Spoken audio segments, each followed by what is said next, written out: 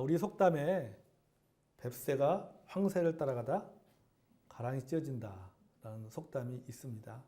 여러분 잘 아시죠? 자기 분수에 맞지 않게 남을 따라서 어떤 힘겨운 짓을 하면 도리어 해를 입는다는 뜻입니다. 여러분 이 뱁새하고 황새를 보면요. 뱁새는 다리가 짧잖아요. 다리가 짧아서 어떻게 걷습니까? 종종종종 걷습니다. 이렇게 종종종종. 근데 황새는 다리가 길어요. 그러니까 어떻게 돼요? 성큼성큼 걷습니다. 그러니까 뱁새가 10걸음 걸을 동안 황새는 몇 걸음 걸을까요? 한 걸음. 한 걸음 걷는 거예요. 여러분 이렇게 다리가 짧아서 종종종종 걸어가는 이 뱁새가 아무리 빨리 해도요. 성큼성큼 걸어가는 황새를 따라잡을 수가 없습니다. 뛰는 사람을요. 어떤 뛰어난 사람을 무조건 따라가기보다는요. 자기 힘에 맞게 살아가는 것이 참 지혜로운 방법인 것이죠. 어린아이들이 배우는 동시 중에요. 이런 시가 있습니다. 제가 한번 읽어볼게요. 부러워서, 제목이 부러워서요.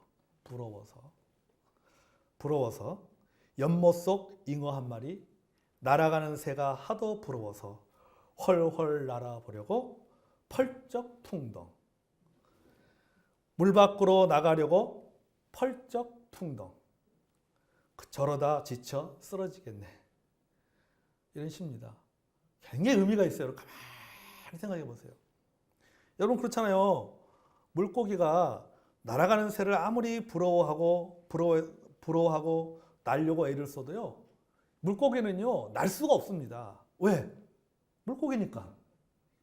날 수가 없는 거예요. 새가 물속을 구경하고 싶어도요. 할 수 없어요. 뭐 잠수함을 타거나 아니 뭐 스킨스쿠버를 뭐 배우지 않는 이상은요. 물속으로 다닐 수 없어요. 왜? 왜 그래요? 새니까. 물고기가 하늘을 날 수 없는 거는 물고기니까 하늘을 날 수가 없는 거예요. 아무리 자기가 하늘을 날고 싶어도 날 수가 없는 거예요. 새가 물속에 들어가서 물속을 구경하고 싶어도 할 수가 없는 거예요. 왜? 새니까. 할 수가 없는 겁니다. 이 황소가요. 가만히 보니까 날아가는 독수리를 보면서 굉장히 부러워했어요. 나도 날고 싶다. 나도 저 독수리처럼 하늘을 훨훨 날고 싶다. 그래서 하나님 앞에 기도하는 거예요. 하나님, 제게도 좀 날개를 주세요. 저도 저 독수리처럼 날고 싶습니다. 날개를 주세요. 그랬어요. 근데 하나님 뭐라고 말씀하셨냐면은 넌 안 돼 그랬어요. 넌 안 돼. 너에게 날개를 줄 수 없다. 하나님 그렇게 말씀하셨어요. 그러니까 황소가 질문하겠죠. 그죠? 왜요? 도대체 이유가 무엇입니까? 근데 하나님 이렇게 대답하는 거예요. 야, 너가 날다가 내가 너한테 날개를 달아줘가지고 너가 날다가 대변이나 소변을 본다고 생각해봐라. 땅에서 어떤 일이 일어나겠느냐 말이지. 여러분 그렇잖아요. 여러분 우리가 지나가다가 조용한 새똥 맞아도 기분 나쁜데 그냥 황소똥이 떨어진다고 생각해보세요. 철퍼다가 떨어져. 그거 얼마나 기분 나쁘겠어요. 그러니까 하나님께서 뭐예요? 하나님께서 각자 각각의 하나님께서 만들어 놓은 그 필요가 있기 때문에 만들어 놓은 거고 어떤 그거에 있어서도 한계가 있다라고 하는 것은 그 한계에도 뭐가 있는 거예요? 하나님의 뜻이 있는 거예요. 우리가 모르는 하나님의 뜻이 있는 겁니다. 여러분 왜 우리가 감사하지 못합니까? 하나님께서 부르신 그 부름의 자리에 머물려고 하지 않기 때문에 감사하지 못하는 거예요. 왜 부르심의 자리에 있으려 하지 않는가? 비교하기 때문이죠. 나와 다른 사람을 비교하고 우리 가정과 다른 가정을 비교하고 우리 교회와 다른 교회를 비교하기 때문이에요. 여러분 물고기와 새는요. 비교의 대상이 안 되는 겁니다. 완전 자체가 틀리잖아요. 물고기와 새가 어떻게 비교할 수 있습니까? 새가 아무리 물고기와 비교하게 되면 불평하겠죠. 불평하고 원망할 거 아니에요. 그죠? 나는 왜 날지 못할까? 그렇게 하고 새는 또 물고기하고 비교하면서 나는 왜 물속에 들어가지 못할까? 비교하면 원망하게 되고 불평하게 되는데 사실 이거는 무엇입니까? 이건 비교 자체를 할 수가 없는 거죠. 완전히 다르기 때문에. 여러분, 비교 자체가 잘못된 거죠. 여러분, 비교라고 하는 것은요, 서로 동일한 조건과 환경에서 하는 겁니다. 서로 조건과 환경이 같아야지 비교가 되는 거예요. 환경과 조건이 완전히 다른데 그걸 비교한다는 것은 어떻습니까? 그건 완전히 잘못된 거죠. 조건과 환경 자체가 다름에도 불구하고 비교하는 것은 마치 날아다니는 문제를 가지고 새와 물고기를 비교한 것과 똑같은 겁니다. 그러니 감사하지 못하죠. 저는 이게 요새 이제 뉴스에 가끔 보면은 그 갤럽 조사 해가지고 뭐 이렇게 그 통계가 나오는 게 있습니다. 갤럽 조사, 한국 갤럽에서 해가지고 뭐 지지율 몇 프로 나오고 누구는 뭐 몇 프로 찬성, 몇 프로 반대, 몇 프로 나오잖아요. 지지율 몇 프로. 근데 여러분 그런 걸 보면요, 그 프로테이지보다 더 중요한 게 뭔지 아십니까? 그 밑에 보면 나오는 게 있어요. 기준이 있어요. 표준 오차 몇 프로 뭐 이런 게 있어요. 그것만 보는 사람들은요, 그게 진짜인지 아는데 진짜 중요한 그거보다 더 중요한 게 뭐냐면 그 밑에요. 그 밑에 있는 거예요. 그 밑에. 표준 오차 몇 프로냐? 연령대는 몇 프로로 몇 세부터 몇 세까지 했느냐? 이런 걸 봐야 되는 거예요. 왜? 이게 기준이거든요. 그 기준이, 그 동일한 기준이 있어야 그게 정확하게 동일한 기준에 있어서 나오는 거지. 동일한 조건과 조건과 환경이 다름에도 불구하고 비교한다라고 하는 것은요, 그거는요, 잘못된 거죠. 여러분, 황새를 보면서 황새가 뱁새를 비비면서 뱁새한테 너는 왜 빨리 못 달려? 이렇게 하면 그거는 못 됩니까? 뱁새 입장에서 엄청 억울한 거예요. 나는 황새가 아닌데 빨리 달리려고 하니 달릴 수 있습니까? 못 달리는 거예요. 그러니 여러분, 우리가 이 서로 새와 물고기를 비교하는 거 똑같다라고 하는 겁니다. 그러니 여러분 감사하지 못하죠. 감사하지 못하니까는 원망하고 불평을 갖게 되고 또 무리수를 두게 되는 것이죠. 그것을 벗어나려고 애를 쓰다가 결국에는 고생만 하고 마는 거예요. 애초부터 같을 수가 없는 거예요. 고린도 교회 그 당시에, 초대교회 당시에 유대인 그리스도인들과 이방인 그리스도인이 있었습니다. 교회 안에 유대인 출신의 그리스도인들과 이방인 출신의 그리스도인들이 함께 있었습니다. 근데 이 유대인 그리스도인들이 이방인 그리스도인들을 대하는 태도가 무엇이냐면은 내가 할례 받았으니까는 당신도 할례 받으라는 얘기예요. 내가 할례 받으면 당신도 할례 받아야 된다. 그래서 그것이 가장 문제가 된 교회가 어느 교회? 갈라디아 교회잖아요. 갈라디아 교회. 내가 할례 받았으니까는 당신도 할례 받아야 된다. 나처럼 기도하고 나처럼 율법을 지켜야 된다. 무언의 압박을 가하는 거죠. 무언의 압박. 유대인 그리스도인들이 이방인 그리스도인들에게 무언의 압박을 가한 거예요. 나도 할례 받았으니까 당신들도 할례 받아야 된다. 우리처럼 이렇게 해야 된다라고 이야기를 하고 있는 것이죠. 근데 이것은 독선이고 오만입니다. 이방인들의 경우를 보면요, 이방인들의 가장 큰 문제는 뭐냐? 자유의 방종입니다. 하나님께서 우리에게 영혼의 자유를 주셨다. 복음을 통해서 제산받게 하셨다. 구원받게 해주셨다. 하나님께 자유를 주셨기 때문에 우리는 그 자유를 이제 제산받았기 때문에 그 자유를 마음껏 사용할 수 있다 라고 하는 것이 문제가 된 것이 고린도전서 6장이잖아요. 6장 7장에 그런 내용들이 나오잖아요. 자유와 방종의 문제가 나오잖아요. 우리가 원하는 대로 자유롭게 살 수 있다. 그렇게 말하면서 마치 자유롭게 사는 것이 죄를 지어도 되는 것처럼 그렇게 착각을 한 것입니다. 여러분이 우리가 7장에 넘어가서 7장에서 이혼의 문제도 마찬가지예요. 어떤 분이 자기 자녀의 그런 그 어려움들을 이야기를 했습니다. 그러니까 이 자녀가 좀 엉뚱한 데가 있어요. 보통 아이들하고 좀 다른 사고를 가지고 있었어요. 한 번은 이제 국어 시간에 선생님이 이제 받아쓰기 시험을 봤습니다. 그래서 소리 나는 대로 받아써라. 시험 본 거예요. 그런데 그 시험을 다 보고 나서 그 아이가 쓴 답안지를 보고는 선생님이 고민에 빠진 거예요. 자, 선생님이 넘어지다를 받아 쓰라고 했더니 얘가 꽝이라고 써온 거예요. 넘어지다 받아쓰기, 넘어지다를 쓰라고 하니까 꽝이라고 쓴 거야.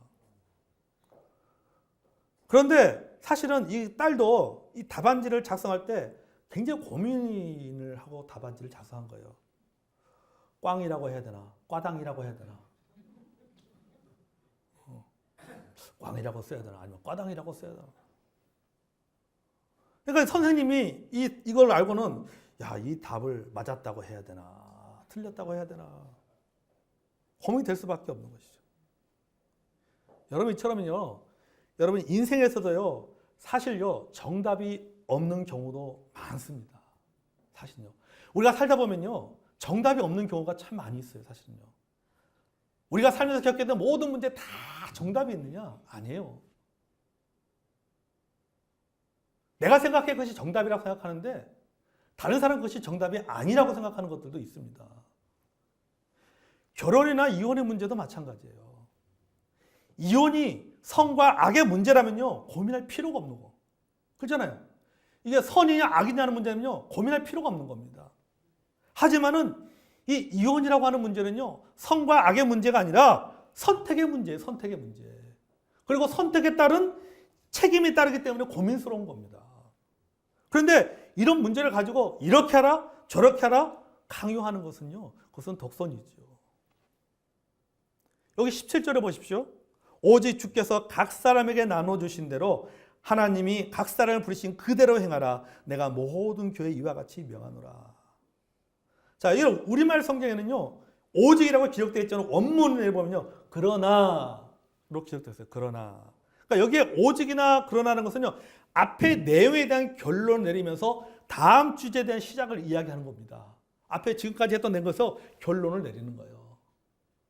결론을. 자, 너희들은 그대로 행하라라고 하는 것이죠. 그러면서 또 새로운 주제로 들어가는 시작이 바로 7장 17절입니다. 그래서 그 다음 주제가 뭐냐면 여러분 이제 7장 18절부터 보면 어떤 내용이요? 종교 문제가 나오고 그다음에 사회 문제 나오고 결혼 문제가 나오고 재혼 문제가 나옵니다. 쭉 또다시 시작이 되는 거예요. 자, 우리가 이 세부적인 문제로 들어가기 전에 좀 이 17절을 자세히 볼 필요가 있어서 오늘 이 17절을 한 구절 가지고 이야기를 나누는 겁니다. 자, 여기 17절에 보면요, 아주 눈에 확 띄는 반복되는 단어가 하나 있습니다. 그게 뭐예요? 각 사람이에요, 각 사람. 각 사람이라는 단어입니다.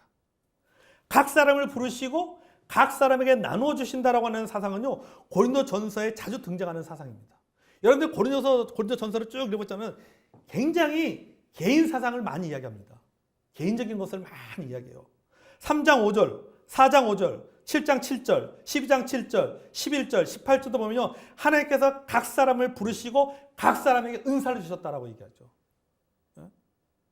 나는 심었고 아볼로는 물을 주었고 오직 자라나게 하시는 이는 하나님이다.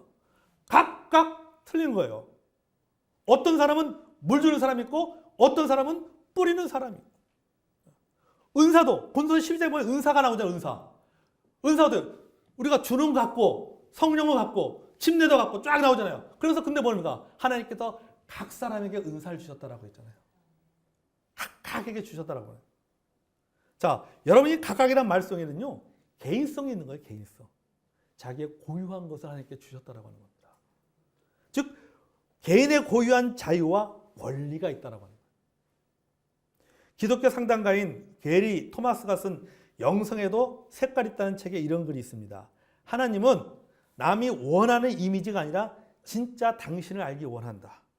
그분은 당신을 특정한 성품과 특정한 영적 기질의 소유자로 지으셨다. 그리고 그 지으신 방식에 따라 예배받기를 원하신다. 그러니까 하나님께서 각자 다 독특하게 만드셨다. 그래서 어떤 분은 기도할 때 조용히 침묵 기도하는 사람도 있고 어떤 분들은 소리내서 통성으로 기도하는 사람도 있는 거예요. 그러니까 하나님을 예배하는 방법이 뭐예요? 다 다른 겁니다. 다 하나님을 찬양하는 모습이 다 저도 이렇게 강단에서 앉아서 보면요, 찬양할 때 어떤 분들은 눈을 축시 감고 찬양하는 분들, 성도님들도 있고, 어떤 분들은 눈 뜨고 찬양하는 분들도 있고, 보면 다 달라요. 다 달라요. 왜? 각각 하나님께서 각각의 독특한 성질을 주신 거예요. 지으신 방식에 따라 하나님께서 예배받기를 원하신다. 이 글에 나와 있는 것처럼. 그 각자가 가지고 있는 영적인 영성과 기질에 따라서 그걸 가지고 하나님께 예배를 드리는 겁니다. 그게 바로 개인성이에요, 개인성. 하나님께 우리 각자 개인에게 그런 걸 주시는 거죠. 그 책의 목차에 보면요, 책의 목차를 쭉 있는데 그 목차에 보면요, 여러 가지 영성이 나와 있는데요. 제가 한번 읽어볼게요. 야훼에서 하나님을 사랑한다. 자연주의 영성. 그러니까 자연주의 영성은 야훼에서 하나님을 사랑하는 영성. 감각주의 영성. 오감으로 하나님을 사랑한다. 오감으로 하나님을 사랑하는 사람은 감각주의 영성. 의식과 상징으로 하나님을 사랑한다. 전통주의 영성. 고독과 단순성으로 하나님을 사랑한다. 금욕주의 영성. 참여와 대결로 하나님을 사랑한다. 행동주의 영성. 이웃사랑으로 하나님을 사랑한다. 박애주의 영성. 신비와 축제로 하나님을 사랑한다. 열정주의 영성. 생각으로 하나님을 사랑한다. 지성주의 영성. 보세요. 이 영성에도 색깔이 있다는 책의 앞에 이게 목차거든요. 여기 다 뭐가 있어요. 다 독특하게 색깔이 다 있는 거예요. 자연주의 영성을 갖고 있는 사람. 어떤 사람은 열정주의 영성을 가지고 있는 사람. 어떤 사람은 지성주의 영성을 가지고 있는 사람이 있고. 어떤 사람은 말보다 행동이야. 해가지고 행동주의 영성을 가지고 있는 사람이 있다라고 하는 것이죠. 이 각각의 다른 그런 아주 다양한 색깔의 영성을 가지고 있다라고 하는 겁니다. 그래서 그들이 하나님을 사랑하는 방법이 다 다른 거예요. 각자의 개성에 따라 하나님을 사랑합니다. 여러분, 하나님께서 천지를 창조하시고 만물을 창조하셨을 때 각각 모양대로 창조하셨잖아요. 모양대로 창조하신 것처럼 사람도 마찬가지예요. 사람도 각자의 영적인 개성과 기질로 주님을 섬깁니다. 아멘. 우리 목사님들도 보면 다 달라요. 사회 보는 스타일도 다 달라요. 다 찬양하는 스타일도 다 다릅니다. 우리 교회 오전 예배 우리 김현 지사님이 찬양하는 스타일이고 오후에 우리 김호 지사님 찬양하는 스타일이 다르잖아요. 그렇잖아요? 다 하나님께서 다 그 각각에 쓰시는 거예요. 그렇게. 다른 겁니다. 각자의 영적인 어떤 개성과 기질로 주님을 섬기는 겁니다. 그래서 우리에게 그게 뭐가 있는 거예요? 그래서 우리에게는 신앙의 자유가 있는 거예요. 아멘? 신앙의 자유가. 각자의 개성을 억압한다라고 하는 것은 뭐가 없는가? 신앙의 자유가 없는 거와 똑같은 거예요. 표현의 자유가 없는 거하고 똑같은 거예요. 그런데 하나님께서 우리 신앙을 해서 우리에게 자유를 주셨어요. 하나님을 표현하고 하나님을 사랑하는 방법에 다양한 방법을 주셨어요. 자, 이렇게 개인성이 있습니다. 그러나 우리가 생각해 봐야 할 또 하나의 사상이 있습니다. 그것은 뭐냐면 하나님께서 각 사람에게 충분한 자유와 권리를 주셨습니다. 그러나 이 각 사람은 지체로 연결되어 있기 때문에, 다시 말해서 서로 간의 관계를 맺고 있기 때문에 각자가 가진 자유로 서로를 손상시키지 않도록, 서로에게 악영향을 주지 않도록 그 자유와 권한을 엄격하게 통제했다라고 하는 것입니다. 그러니까 이 말은 뭡니까? 하나님 우리에게는 개인성을 주셨지만, 그 각각이라고 하는 개인을 주셨지만 이 개인은 또한 무엇을 생각해야 됩니까? 관계성을 생각해야 된다라고 하는 겁니다. 관계성. 그러니까 뭐예요? 하나님께 나에게 주신 그 개인의 자유, 이 개인성을 가지고 그 자유를 누리되, 자유를 표현하되 항상 뭘 생각해야 되냐? 관계성을 생각해야 된다라고 하는 겁니다. 왜요? 누군가 관계를 맺고 있잖아요. 여러분, 손가락이 하는 일을 발가락이 할 수가 없습니다. 각각 달라요. 하지만은 손가락과 발가락은 어떻게 생각해요? 서로 연결되어 있죠. 이게 관계라고 하는 거예요. 관계. 그러니까 하나님께서 우리 각자에게 신앙의 자유 주셨고, 우리 마음껏 주님을 표현할 수 있는 자유가 있지만, 내가 가지고 있는 고유한 어떤 기질이라든가 이런 걸 가지고 내가 하나님 앞에 예배할 수 있지만은, 우리는 동시에 그것이 또한 통제 안에 들어와 있어야 된다. 왜? 관계를 맺고 있기 때문에. 아멘. 관계를 맺고 있기 때문이죠. 여러분 보십시오. 우리가 이제 기도한다고 하는데 자, 이 시간에 함께 조용히 묵상으로 기도하겠습니다. 하는데 아니야, 내 기도 스타일은 통성 기도 스타일이야. 와 하면은 그거는 뭡니까? 그거는 뭘 깨트리는 거예요? 관계를 깨트려 버리는 거예요. 관계를 깨트리는 거예요. 항상 자기 어떤 개인의 신앙을 표현할 수 있겠지만은 그 표현하는 개인의 신앙이 항상 뭐예요? 그것이 관계의 테두리 안에서 그것이 표현되어야 된다는 거죠. 여기 17절 다시 볼까요? 주께서 각 사람에게 나눠주신 대로 하나님이 각 사람을 부르신 그대로 행하라. 누가 나눠줬어요? 주께서 나눠주셨습니다.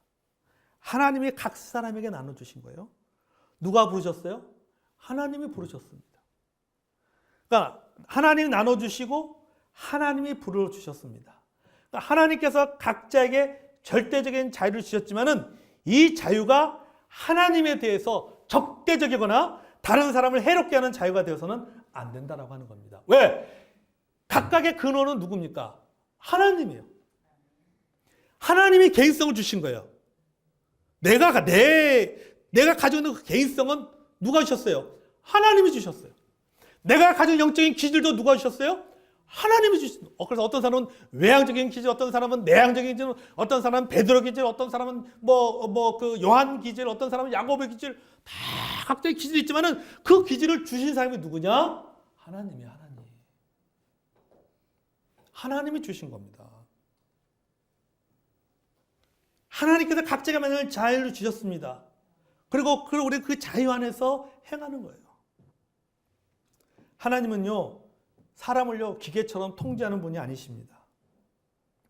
하지만 그렇다고 해서 야생마처럼요, 가만히 놔둬놓지도 않습니다. 하나님은요, 자유도 주셨고, 무엇도 주시냐? 통제도 주신 거예요. 무엇을 위해서? 관계를 위해서. 왜? 나 혼자 살아가는 게 아니잖아요. 이 세상은요. 여러분, 제가요, 나는 자연이다. 그 프로를 봅니다. 그건 저도 막 즐겨봐요. 그러니까 집사람이 이야기하죠. 나도, 저도요, 이거 수염도 안 깎아보고 싶어요. 막, 안 깎아. 내가 자연이다 하면 나도 산속에 들어가면은 세수도 안 하고 수염도 안 깎고, 그냥 머리도 그냥 안 자르고 탁, 뒤에 이렇게 고무줄 뒤로 탁 묶고 수염을 기르고 막, 그렇게 할 거서. 그래도 돼요. 혼자. 여러분, 산속에서 혼자 살면요, 그래도 돼요. 왜요?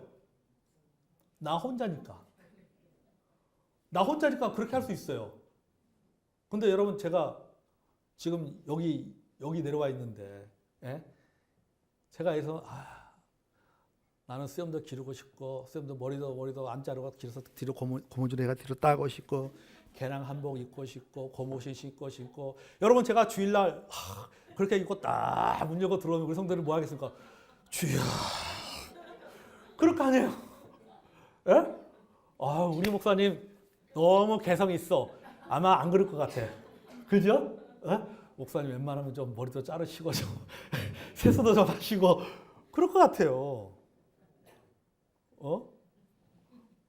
왜 그렇습니까? 왜 그렇게 해야 돼? 당연한 거죠. 왜? 나는 관계 속에 있기 때문이에요. 내게 자유가 있지만 그것이 뭡니까? 관계도 맺고 있기 때문이죠. 내가 가지고 누리는 그 자유가 하나님께 내게 주시는 개성이 누군가의 신앙을 무너뜨리는, 또 관계를 무너뜨리고 공동체를 무너뜨리는 결과를 가져서는 안 되는 거예요. 그래서 하나님께서 우리에게 자유 주셨지만은 또 뭐예요? 통제라고 하는 것을 주셨던 거예요. 관계라고 하는 것 때문에. 그러니까 관계를 손상시키지 않는 상태에서 자유를 누리도록 하셨다는 하는 것입니다. 아멘. 자, 그래서 오늘 본문 17절에 보면 뭐가 내가 이것을 명하노라 이렇게 말하잖아요. 모든 교회에게 뭐 한다? 명하노라. 이게 뭐예요? 명령이라는 겁니다. 명령이라고 말하는 거예요. 그러면 우리가 관계를 손상시키지 않는 상태에서 자유를 누릴 수 있는 방법이 무엇입니까?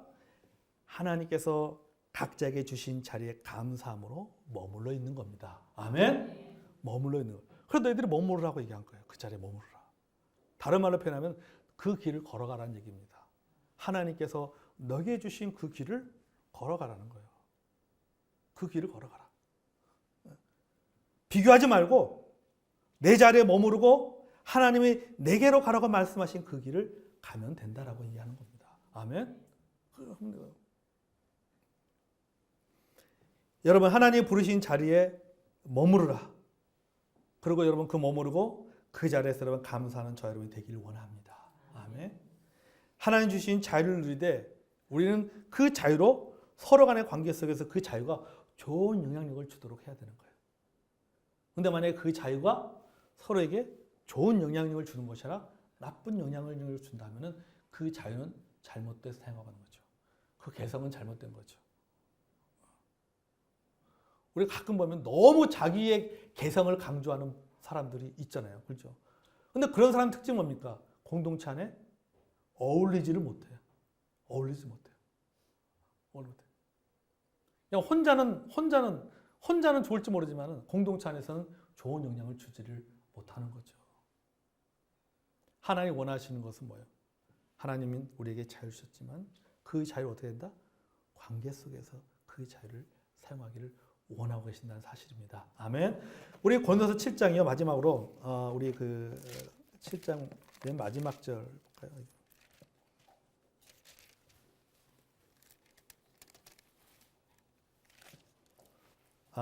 몇 절이냐면요. 7장 23절. 7장 23절, 24절 읽어보세요.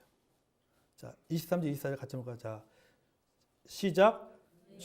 값으로 산 것이니 사람들의 종이 되지 마라. 형제들아 너희는 각각 부르심을 받은 그대로 하나님과 함께 거하라. 아멘. 자, 여기서 우리는 무엇을 했다? 값으로 산 것이 되었다라고 하는 거죠.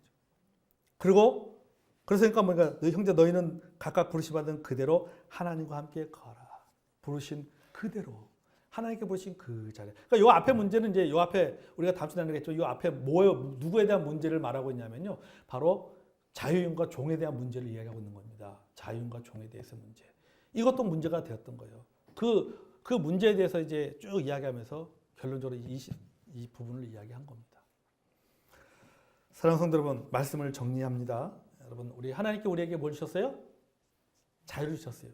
개인성을 주셨어요. 하지만 그 개인성은 또한 통제받아야 됩니다. 왜 통제받아야 되냐? 관계성이 있기 때문에. 그러니까 근데 성숙한 개인주의는 뭐냐면요. 성숙한 개인주의라는 것은 관계성 안에서 개인주의를 사용할 줄 아는 사람이 그게 성숙한 개인주의자예요. 근데 관계성을 생각하지 않고 막 자기만을 생각하는 사람은 그거는 이기주의자가 되는 거예요. 이기주의자가.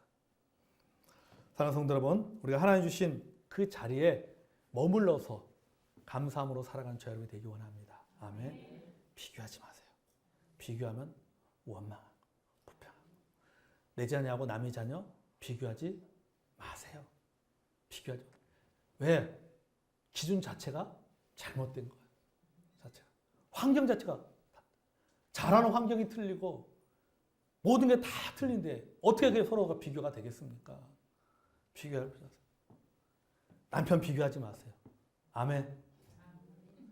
네, 우리 형제들도 아내들 비교하지 마시고 가정과 가정을 비교할 필요 없어요. 기준 자체가 동일한 조건에서 시작된 것이 아니기 때문에. 그저 우리는 어떻습니까? 우리 인생은 하나님의 섭리 가운데 있습니다. 아멘. 네, 우리가 주어진 환경 속에서 우리가 뭐하며 감사함으로 찬양하며 최선을 다하면 되는 겁니다. 아멘. 그건 가정도 마찬가지고 교회도 마찬가지고 개인도 마찬가지입니다. 우리 교회하고 여러분 성서침례교회하고 장로교회 비교 자체를 할 수 없어요. 왜? 기준 자체가 다르기 때문에. 다른 거예요.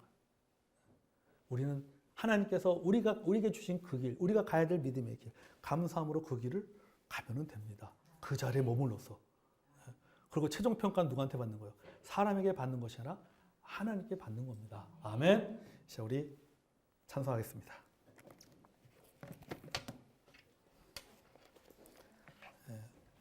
161장 찬송하겠습니다.